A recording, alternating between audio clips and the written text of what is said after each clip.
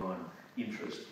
The same thing should happen with shading. So it's not as if shading is just, again, yesterday I saw a couple of people do the classic thing that joined up all the lines so it's just like a grey blur without any particular character in it, and then the finger came in like that, so it was absolutely smooth and no interest whatsoever.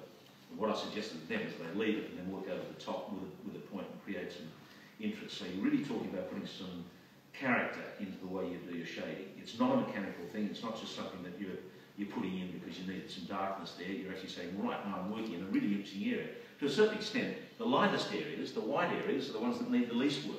Where the light's hitting is not where your drawing is going to find its action.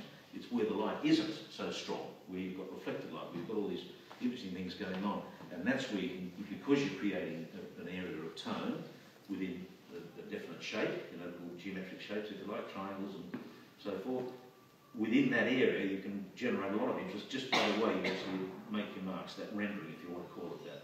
So some people might go Morandi, for instance, in some of these etchings just use straight cross-hatching. I personally find it a little bit mechanical. It doesn't engage the eye as much.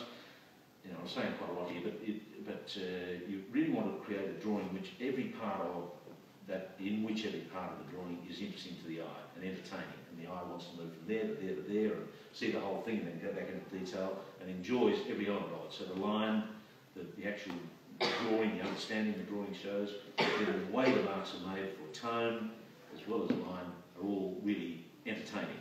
Okay, so we're doing this as an observational exercise. It's an introduction to tone from me. I know you're working probably earlier in the year with tone, but this is the way I prefer to introduce it, via volumetric drawing and then seeing that if you can get the volumes right, which you all did this morning, you then introduce tone and you've got a really solid form rather than just sort of a bit of grey here and there. I mean, it's quite obvious with this because of the facets, but next week we'll be drawing the head of the live model. It won't have the obvious facets, so there'll be the tendency to say, oh, that's the dark side of his head, I'll make that dark and quickly, efficiently put it in. Now I'm hoping you'll think about finding the edge of the shadow, or the shade, I keep saying shadow, the edge of the shading, and define that, Giacometti, and then put in tone, which is interesting to look at, and you'll have good drawings. Done.